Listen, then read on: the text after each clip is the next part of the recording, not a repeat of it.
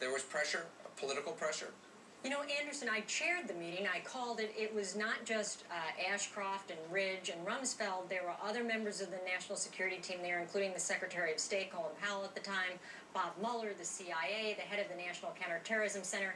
What you want in those circumstances is for all those security officials to come together and to have a debate, to have a discussion. That's exactly what happened.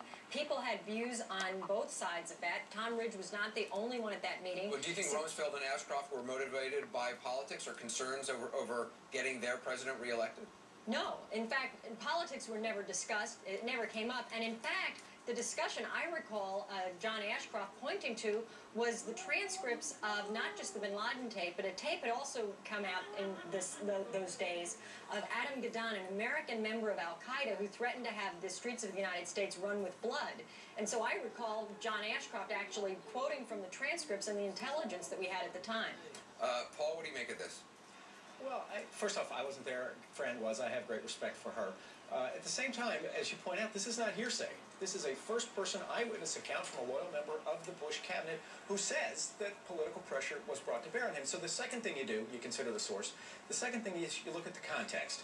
As Ed Henry pointed out, they raised the threat level 3 days after the Democratic convention, and when they did at the time, senior law enforcement officials were telling the Washington Post that there was nothing new here and that they could not understand why the Bush administration was raising the threat level. You look at the fact that Karl Rove, the president's chief political advisor, had a strategy memo, a political strategy memo that had been leaked. The first 3 words on it, his political strategy was, focus on war. You look at the fact that President Bush scheduled the vote for the war itself 3 weeks to the day before the 2002 midterm. So just again and again and again, the Bush administration did politicize national security. So it makes you think that maybe Governor Ridge has the better of the argument here. Francis, why was that threat level raised just days after the Democratic convention? Well, that was based on the information, the specific threat information that had only recently been found regarding the plans and plots against the financial institutions. They had been very detailed. In fact, some in the intelligence community advised us that they were the most detailed operational plans they had ever uncovered. But it was very old material, wasn't it? It was old material. But it was like 3 years old. But the reason it had come up then was it had only recently been found and come to the attention of policy and law enforcement officials.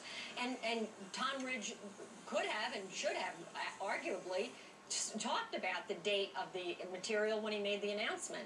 I want to play, I want to read another section from Tom Ridge's book about the timing of the bin Laden tapes. He says, the timing of the tape may have been a surprise. The content was not.